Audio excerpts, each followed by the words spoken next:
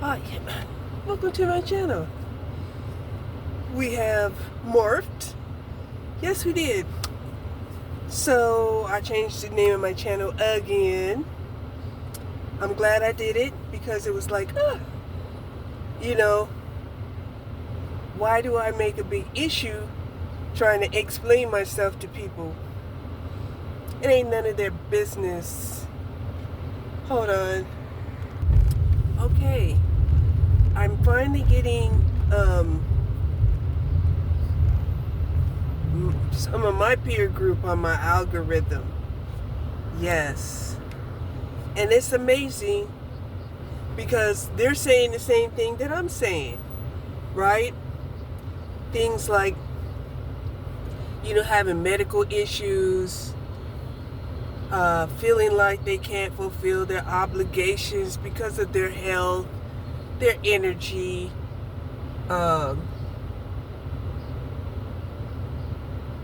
even their economics.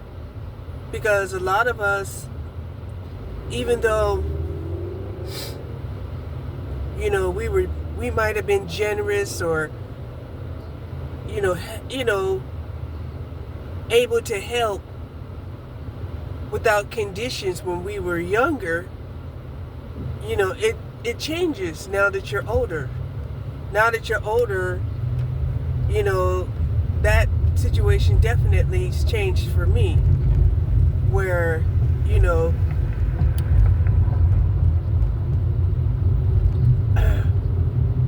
it's like if you have some to give, then you can give it.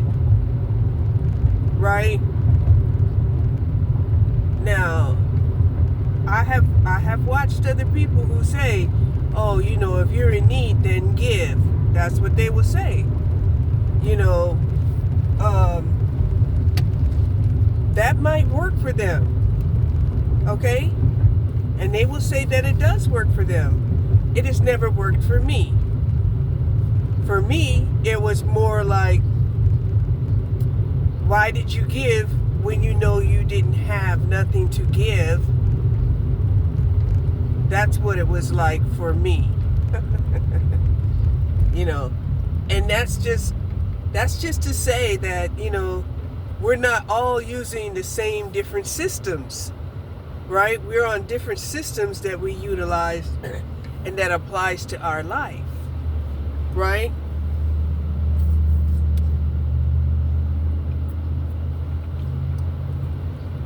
So, and that really became apparent now because of, my grown-up age.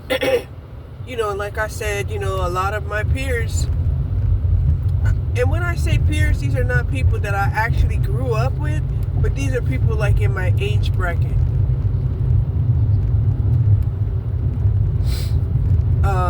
The people that are in my age bracket are my peers, because my peers, a lot of them, they're just not around. I mean, if you was to say peers, people you grew up with, right? I've never lived long enough, to be somewhere and actually grow anywhere with anybody. This is the longest I've ever been my whole life. And even the position where I'm at,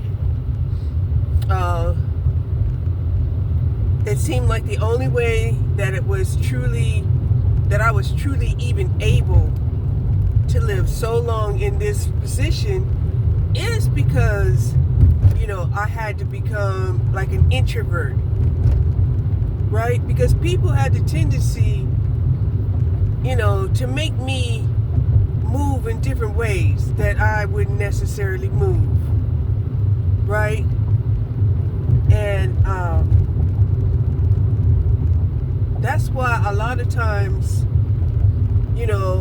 I get resentful, when people try to come into my life, and I'm like, I really don't want them in my life because, they have a way of derailing what I'm doing. Of course, it's supposed to be in consideration. right? And it's like, that would be cool if they were able to give it back, but they're not. They're not able to give it back because most of the people that attach themselves to me, happen to be, takers. Oh, fuck. They happen to be takers, not givers. Okay? So, I don't know, ever since that, song up from the Eurythmics, some people want to use you, some people want to be used by you. It's like you either got to be a taker or a giver. This is nothing new.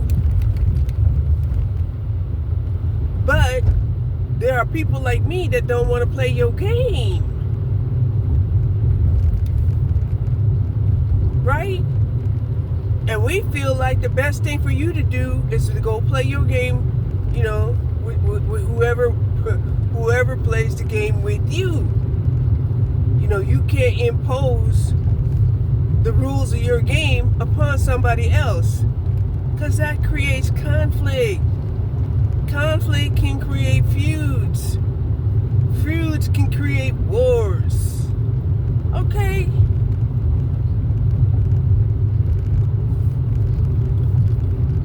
So, then when it comes to energy, right? I finally came across a channel of a senior with a chronic illness. Actually, 2 of them. And they had a chronic illness that also brought on fibromyalgia. Okay? Now, of course, I can't help but to think that every disease,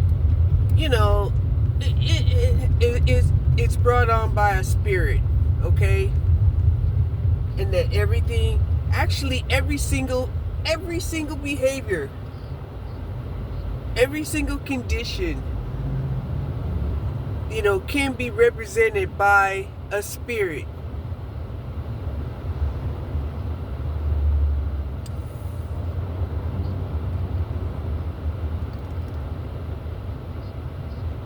That's nice. I like that. It sure is cute. What is it? Hold on. And then you have, family members who think only in the framework of what they know. Right? Only in the framework of what they know. And I don't blame them for only thinking in the framework of what they know. Right? But you can't tell them that. You can't tell them, hey, yeah, if I was 30 years younger, I would think like you. Or how do you tell these young people that, hey, you went through your period of homelessness, where you bought a truck and a trailer and lived at national parks, fishing and acting like you were on vacation. Okay? Because I did. Right? And the sad part about it is, here's the sad part about it is, the sad part about it is, from my perspective, is that anybody would have to go through that. And that this is a vicious cycle that keeps happening because of our leadership, because of capitalism, because of, misogynists that feel like, it's their job to accumulate wealth with partners and then abandon them and leave them homeless or hurt them, and maim them and discard them, and it's like, That's a shame. That's really a shame that this cycle keeps happening. And yet, the leaders and the men, they say, this is tradition. This is our culture. Right? And you try to figure out who gave them the right. You know? And then they say democracy gave them the right. But how do you have democracy when you're shutting people up? When you're shutting people out? When you're destroying the competition? How do you have democracy or even fair business trades? I don't know. It just seems to be a big contradiction to me. You know, and at this stage of my life, all I can say is, you know, good luck with that. Good luck with that. And the bad part about it is they want to spread this influence all around the world. Right?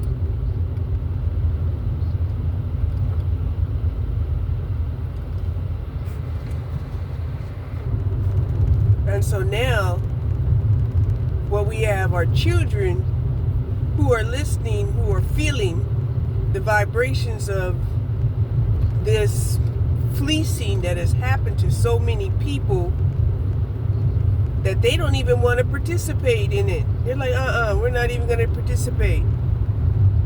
And my thought is that, you know, it might not be wise for you to bail out at a young age, right? It may not be wise for you to bail out at a young age because you won't have the credits needed, you know, to retire even on a small pension. Okay? Being an entrepreneur is very difficult. And a lot of times, you know, part of the reason why most businesses go out of business after the second or fourth year is because of the copycats, is because of the blockers, is because of, you know, the people that, you know, they figure, oh, if you can do it, then so can they, and they can do it better. I was online, and I had seen this woman on a motorcycle, right? And I thought it was my favorite girl, right? Who is Itchy Boots, right? But it wasn't. It was not.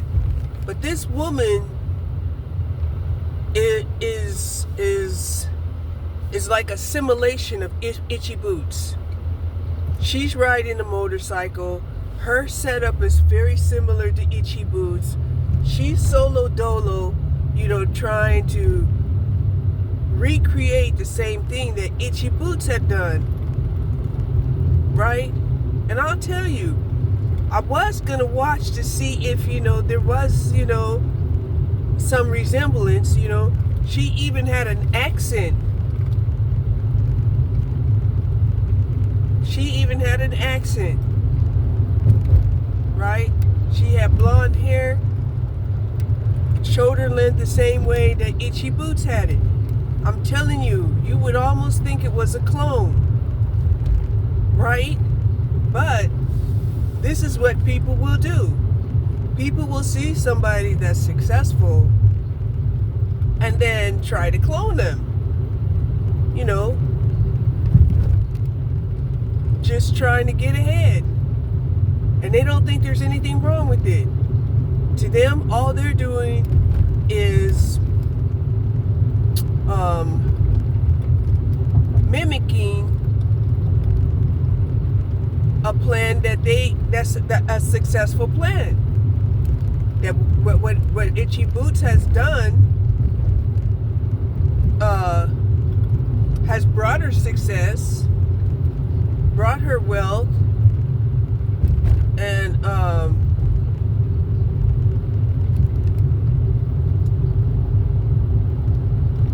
so whoever this other person was,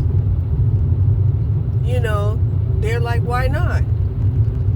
And of course, we want to believe that, there's enough out there for everyone. Now, I didn't finish watching her. I didn't. Because Itchy Boots, she knows several languages. She is very assertive, right? And I'm not even sure if she really travels like alone, okay? Because sometimes I do feel like she has, she's wealthy enough to have a whole production team with her. And maybe they don't say with her, but they're there at her location.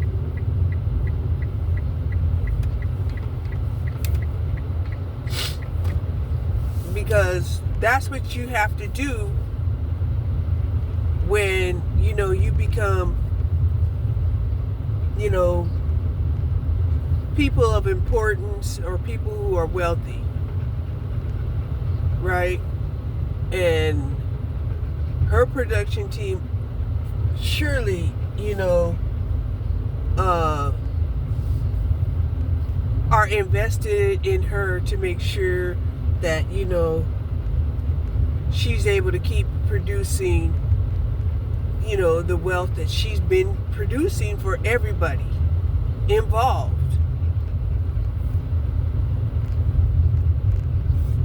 And that was another thing that I was looking at was, how, these greedy leaders,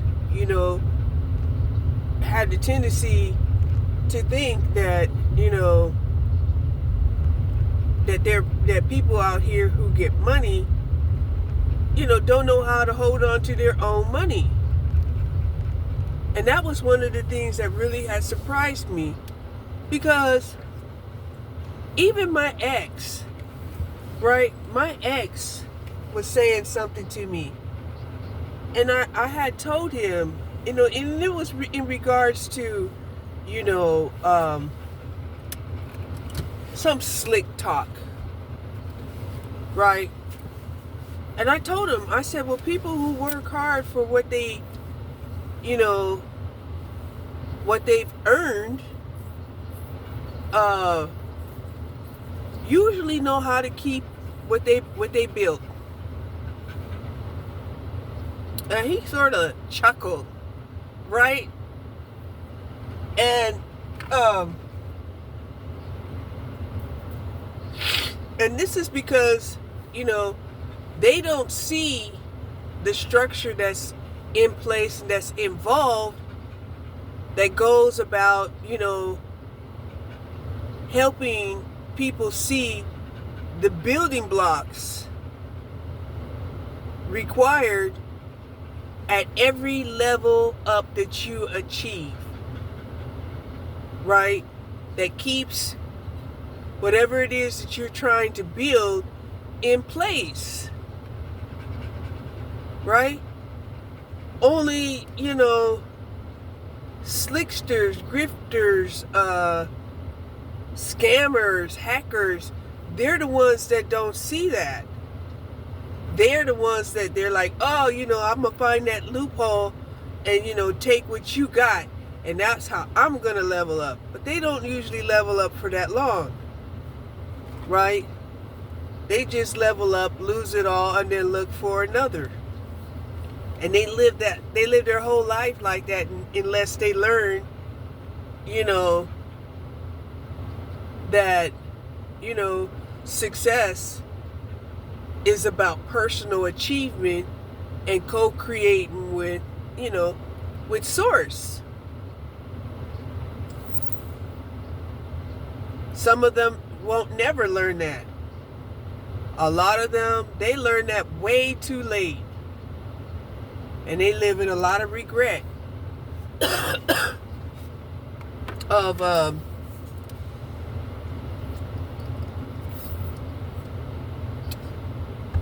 excuses and coulda, woulda, shouldas, and, you know,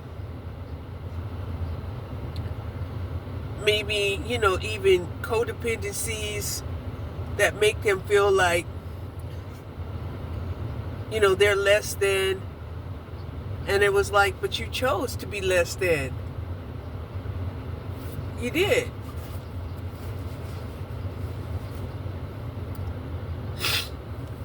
You know, a lot of them feel like, you know, if they're doing something different than the rest of the world, that they were doing something authentic. But in a lot of cases, what they're doing has been done before. And a lot of people can tell them, you know, that's been done before. Right? Just like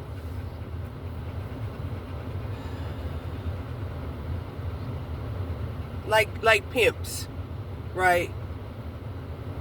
People don't even understand why pimping went out of style, right? Or it was something that was forgotten, or, you know, why it even came into existence in the first place, right? Well, pimping is sexploitation, right?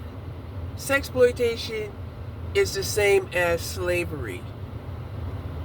When I sit up here and I hear, you know, anybody out here talking about, you know, pimping or, you know,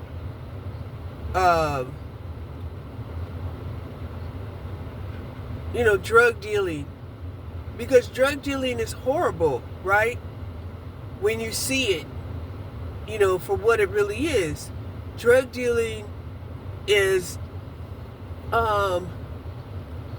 making money at the cost of other people's health and other people's wealth. And then there's the conflict where people try to stop them, like, stop it, don't do that, you know, and they fight, you know, buy more weapons, buy more guards, buy more, you know, all of this stuff to try to protect a cancerous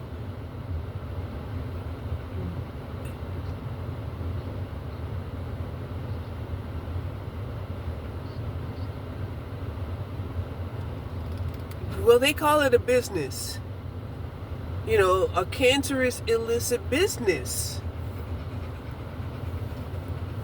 And yet the drug addicts, they love them because they done got hooked on the drugs. And then they also have a certain facade where they pretend like they're Robin Hood, robbing from people who have money just so they can give to the poor, right? But in the end, you know, people realize that these are really selfish people who claim that all they're doing is trying to survive, but they're the biggest predator in their community. And what made it even worse is that you will have some people who came out into the world and who had got out here and they became successful, but they wanted to maintain a certain amount of success and power, and they invested in these illicit practices, these illicit business practices. Although they were like, behind the scenes, the head boss, and then they just had, their soldiers out there doing the work for them. Right? And then on the other side, on the other hand, they were laundering this money trying to look like a legitimate businessman. Right? And it's like, okay, you're doing all of that, and so many of them, they were justifying this, talking about, oh, this ain't no different, crime happens at every level, this ain't no different than these people out here who are doing embezzlement and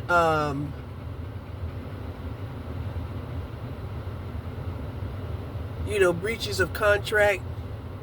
And it's true. It's true. It ain't no different.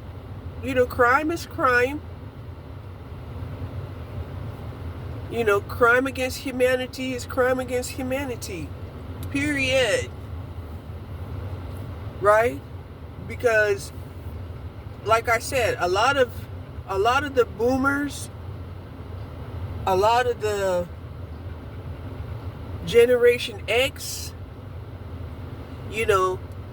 they were bamboozled by people who came in and they were like, all of their contracts got breached. Right? Oh, you're getting ready to, reach retirement age. Yeah, they were sticking police officers out there just so they could get killed and not get their pension. Or that's when it came to like the police.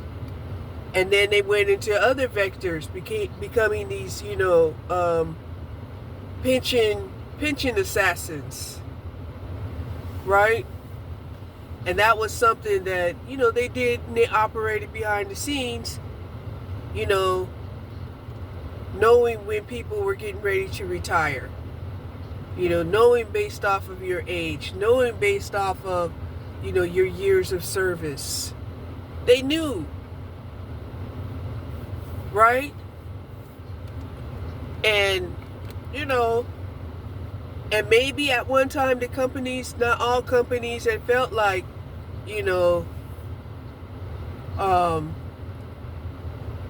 this was an ethical thing to do, but a lot of them, it was like, oh, I could pay you, $50,000? I could pay you $50,000, and then you will take out, these people that are coming up to pensions, who I would have to pay them, hundreds of thousands of dollars. And, depending on the circumstances, everybody at some point can have a price, especially if they're coming across saying, hey, you have 100 or 200, employees that are reaching, or that are getting ready to qualify for their pension. Right? That's going to cost your company, let's just say, like with me,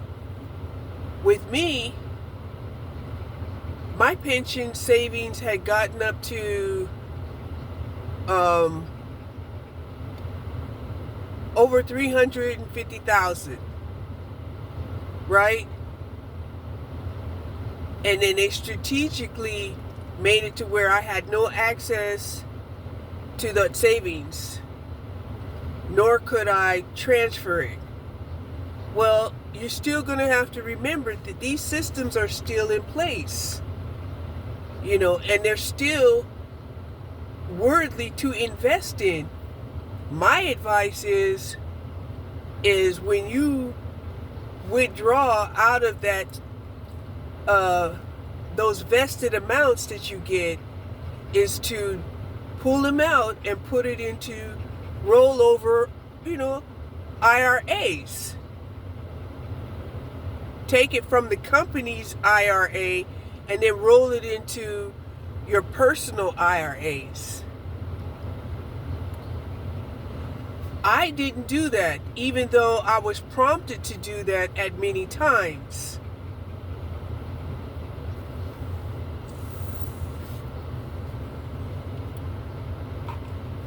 So it's still something that, is worthy of investing in.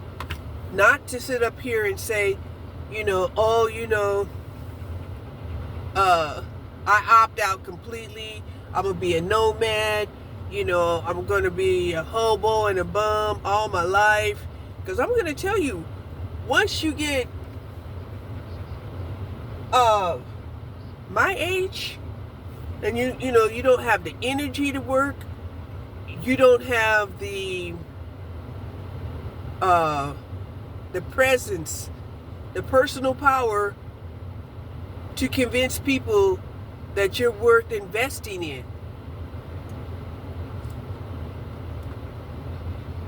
Right? And what they'll do is, even if they hire you, they just want to hire to siphon your energy, but they're not going to give you what you're worth. Okay? So it's like when you're younger, you have that,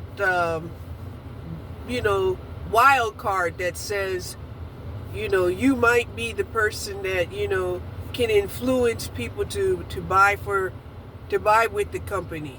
You might be the person that, motivates people to come to work every day. You might be that person that, knows how to fix the problems of the business. Right? However, after you reach, like your 40s, they start sidelining you. Right? They do the same thing. Like even if you were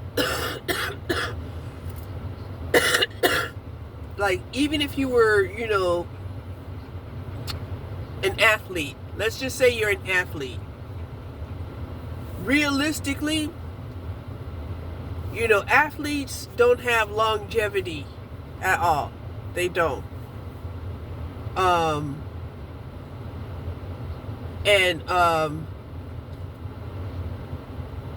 They will give you these multi-million-dollar contracts, and then they had set it up to where, you have to live a multi-million-dollar lifestyle in the area that they need you to be at, and then go to these camps, be on these same flights, and even, live in these communities where, you can't even have your own friends. Right? You can't. You can't have your own friends. Sometimes they'll even go so far as to say, you can't pick your own partner.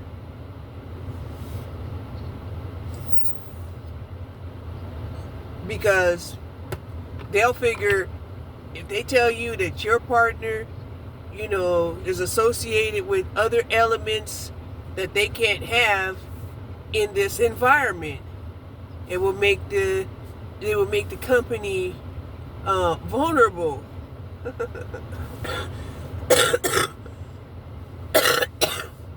Okay? So that's what happens to most all professional athletes and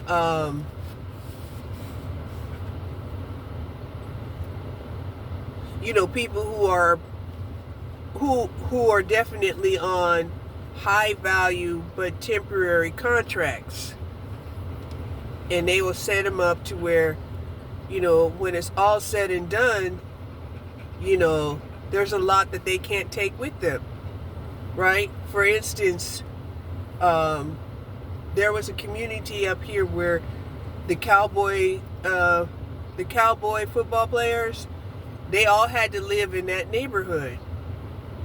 And I was like, well, if the Cowboys are living on that neighborhood, what happens when they're no longer on the team? Well, when they're no longer on the team, they can't live in that neighborhood. Right? And then they end up being forced to sell. Right? And depending on, how favored they are, whether or not they actually, get their money back from the home that they had to buy in the neighborhood in order to participate in the activities and the lifestyle of what it takes to be a Cowboys football player. And a lot of people don't think about that.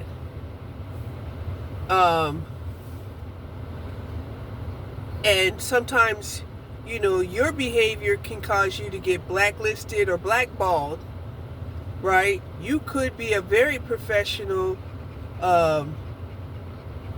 football player with a lot of potential, but, your actions, have proved you to be more of a liability. Maybe it's because of your lifestyle. Maybe because, you had a tendency to be, an abuser. Whether it's drug abuse, violence, alcohol abuse, any kind of abuser will make the company liable. Right? And I bring this up because, my brother had a lot of potential to become, a pro football player. And he swears up and down that his girlfriend got him blackballed. And when I listen to him, my mind is, no, it wasn't the girlfriend that got you blackballed. It was the fact that you were an abuser that got you blackballed. A company's not going to invest in a football player that can't show up to practice, that can't show up for the game because, they might be in jail on a domestic assault case. Right? Would you? Right? And I was listening to this one lady last night. I love watching her. She's going through a lot of different changes, and she's trying to make lemonade out of lemons. And she's trying to get back into her, to the status of life that she's used to. And she basically married down. She didn't marry up, she married down. But she feels like he's a good man.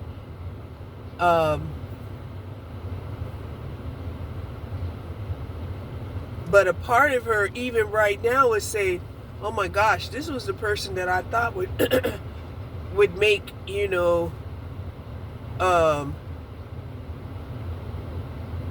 a good father that she could procreate with."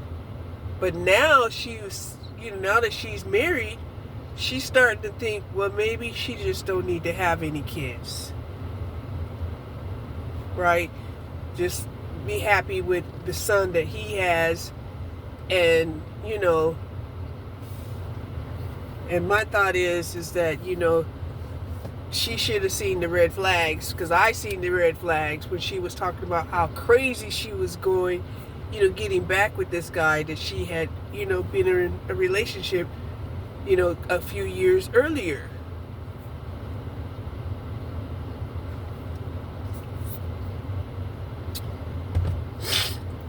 But even the way that she talks, it's like she done got brainwashed into talking like the red pill philosophy, right? What is the red pill philosophy? The red pill philosophy are a group of men who want to believe that, their contributions to the world is separate from their status as a human being, right?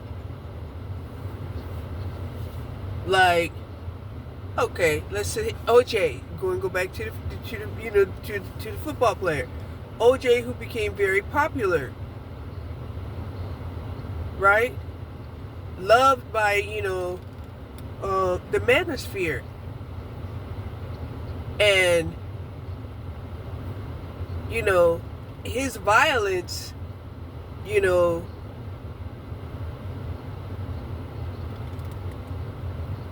well, let's say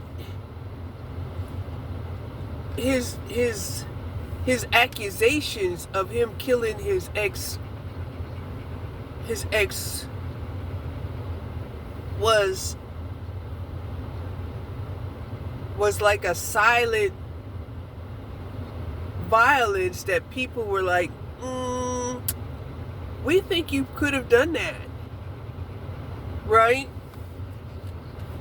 But when it comes to something like murder, you don't have to have absolute proof of your freedom. I mean, you don't have to have absolute proof in order to get free of those charges. All you have to do is give them the benefit of the doubt. And he got the benefit of the doubt. However, in real life, people were like,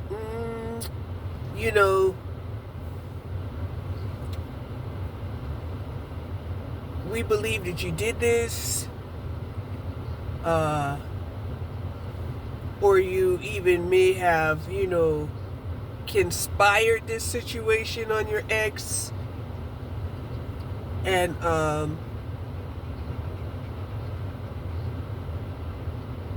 so yeah, he never gained back, his reputation, but because of his achievements in the manosphere, they didn't just sever him. They didn't, throw him to the wolves. They didn't, abandon him all the way. Okay? So,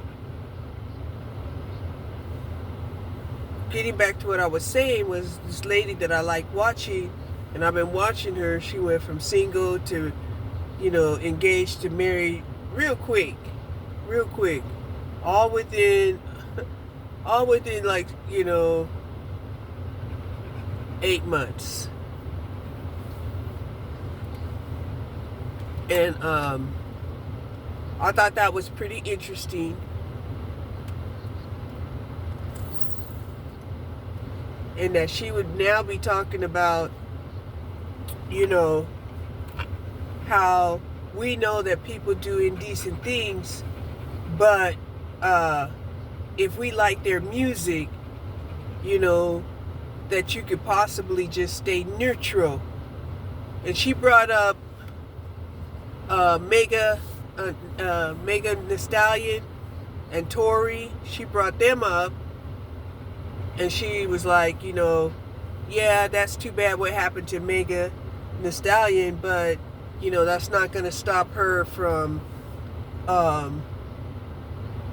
enjoying Tory's music. And she even went on to say that she brought up Chris Brown, and she was like, yeah, she loves Rihanna, But, she's not going to stop that from, you know, um, enjoying, Chris Brown's, uh, music, right? And I was thinking to myself, if the manosphere had not kept producing these people and sending that music out there and making it seem like, hey, we can invest in this person. This person is associated with all of these other people, creating all of these different jobs,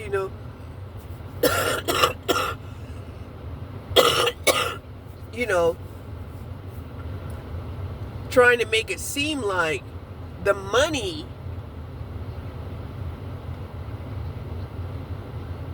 is more important than the ethics,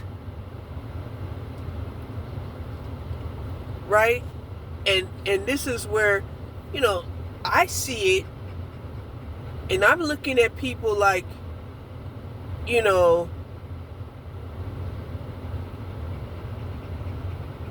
there is no neutral situation. There is no neutral situation.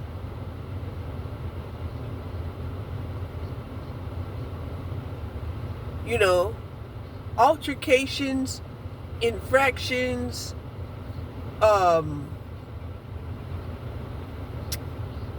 corruption,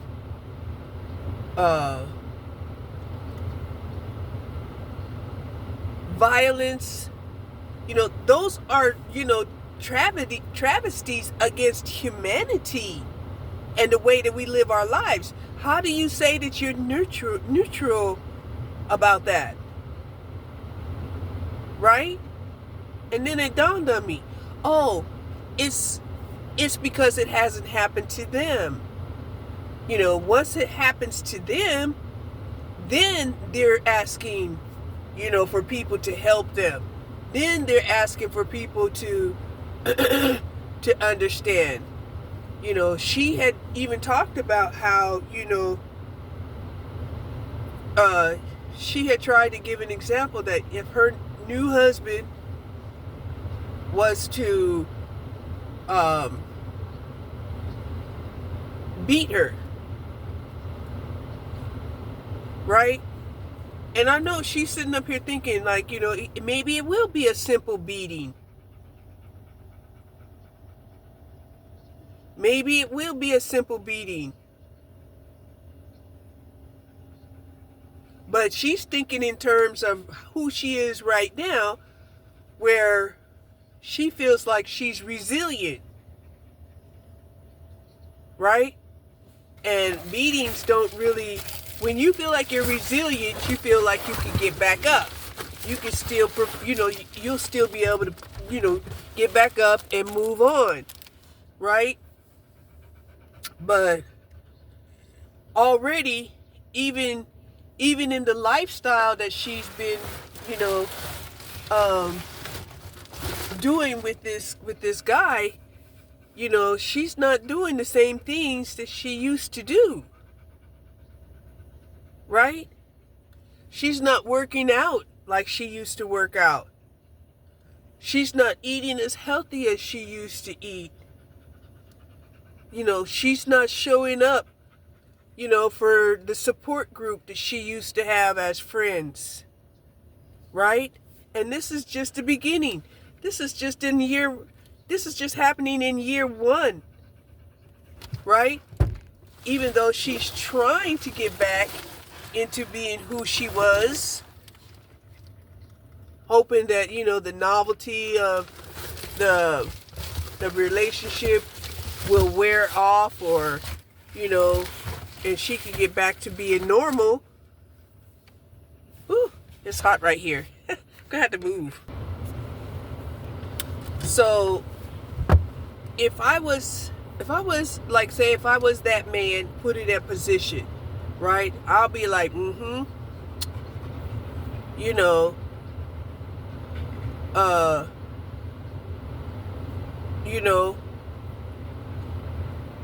this is like the time that I see men's, MO, right? When they see women, it has nothing to do with love, right? They see a woman and they see themselves as like some kind of cowboy, getting ready to lasso, tie up, break down, some kind of horse or calf or something like that, and then, they claim it as theirs. And if it doesn't work out, they might lead that little calf to slaughter, or that colt to slaughter. Okay?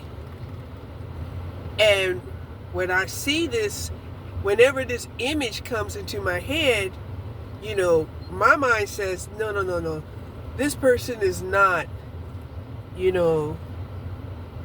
a person to have a relationship with,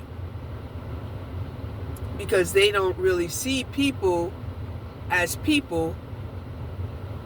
They see them as, like I said, you do better to go to a rodeo show and see, what I'm talking about.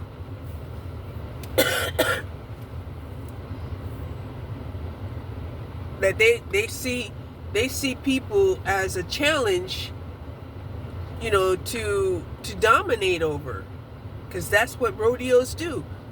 These are human beings that see animals to dominate over. Even when they use, the animals, to win races,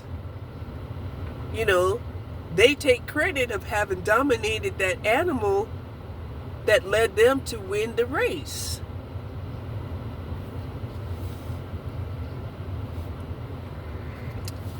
But the biggest mistake is when you don't see people, all people, as decent human beings, because you're not a decent human being.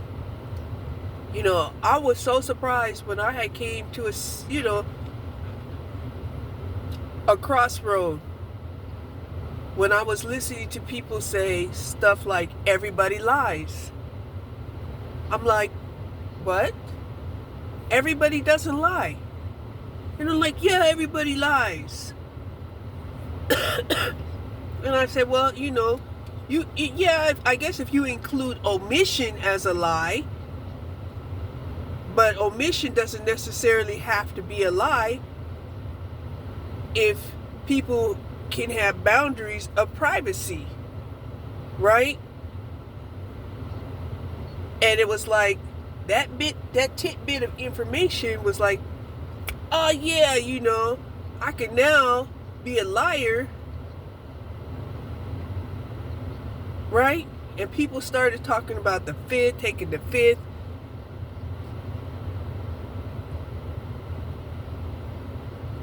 And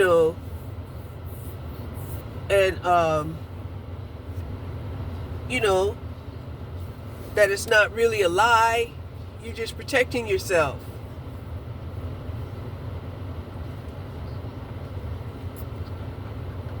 And even that got misconstrued. In perspective. Right? Just like,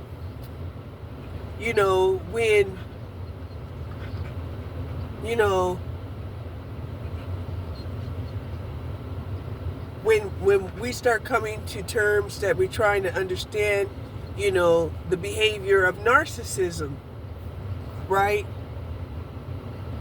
And then the narcissism will project the narcissistic behavior of, onto their partner, and then call their partner the narcissist. And it's like, how are they the narcissist when they don't have the power that backs the narcissistic behavior? Okay? But because people will will listen to a beautiful lie rather than the harsh truth, you know. And also when you're dealing with a narcissist, you know, there's always that threat that you'll become the target.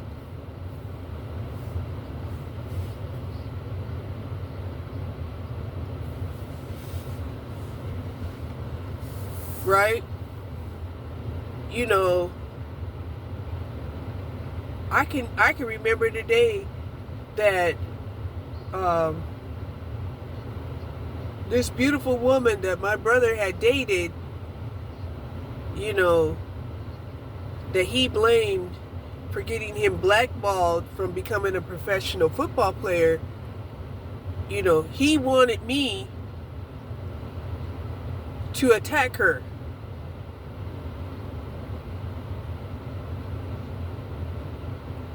You know, and I went and I talked to her.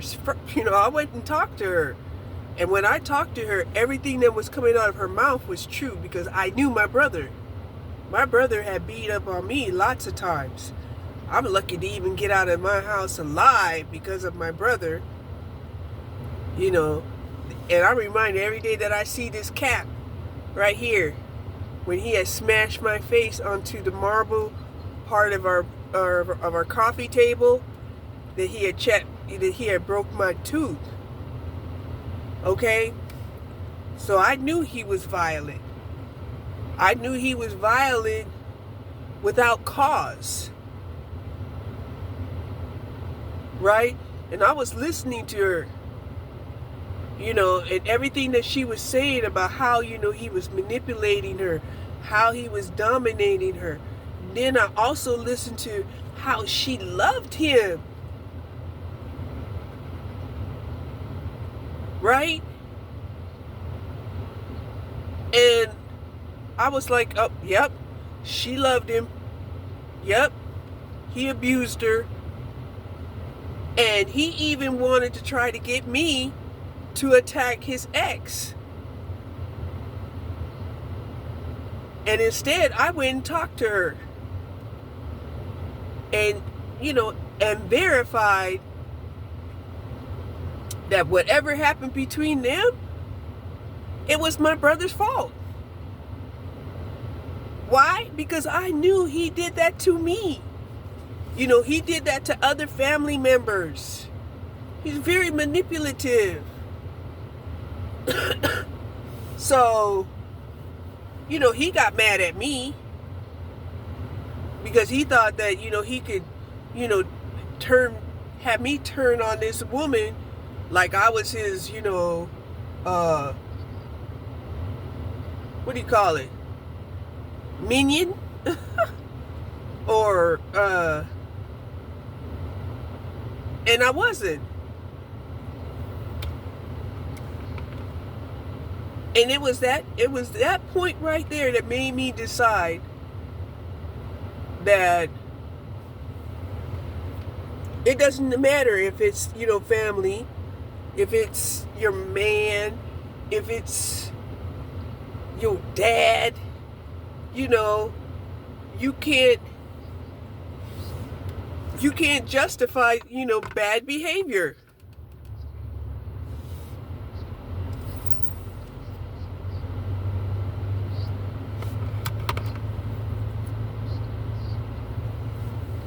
You know,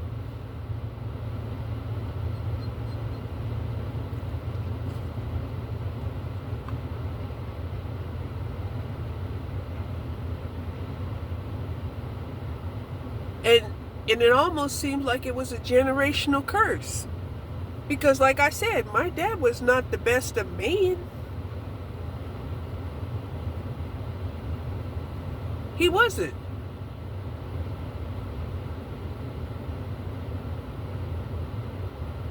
And yes, you know, I could say he stepped up, you know, when I was, you know, abandoned.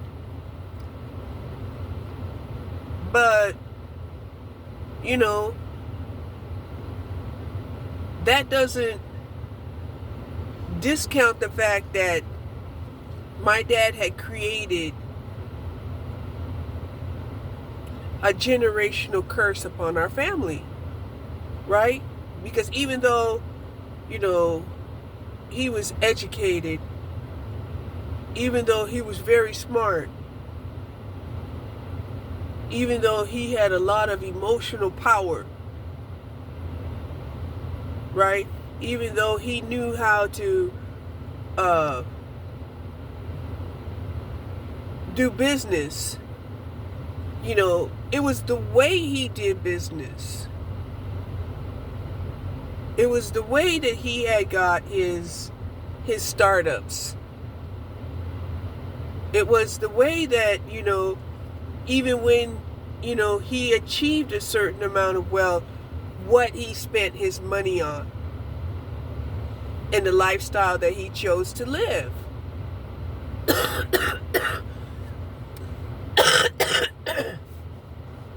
And it had tripped me out because, you know, my brother, he didn't have contact with our father after, I guess, the age of 6 or 7, right?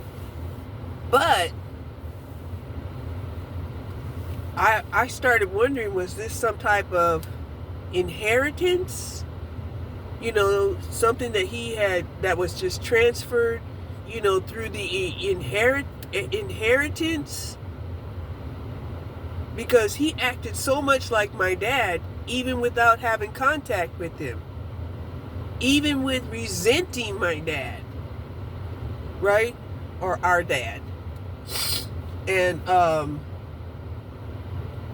it was only until recently where I'm starting to see, you know, because of social media, I'm starting to see, no. It has to do with the manosphere. It has to do with the patriarchy. It has to do with misogyny. It has to do with all of these different systems that these men, you know, develop and create, you know, as systems that they, you know, vow to follow, right? Because even though men claim that they're leaders, they're really followers. They really are. I mean, you cannot find a man out here that's a real creator, a real authentic leader,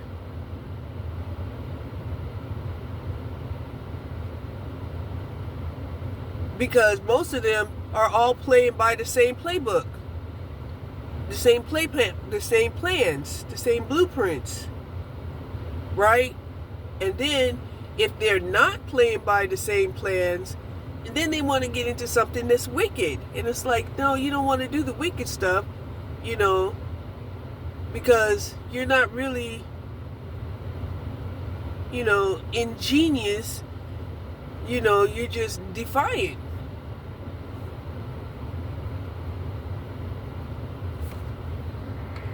So anyway, I have to wrap all of that up and now say, you know, it is what it is. You know, I got the data, and now I'm going to move on to another pathway and looking at different things, because to me, you know, it's not really worth any more time, any more of my time, which is one of the reasons why, you know, I've changed my name. The spiritual journey will continue, but not in that regard, right? It's like, you know, y'all are out here, you know, losing and chasing rainbows, and I'm not doing that no more.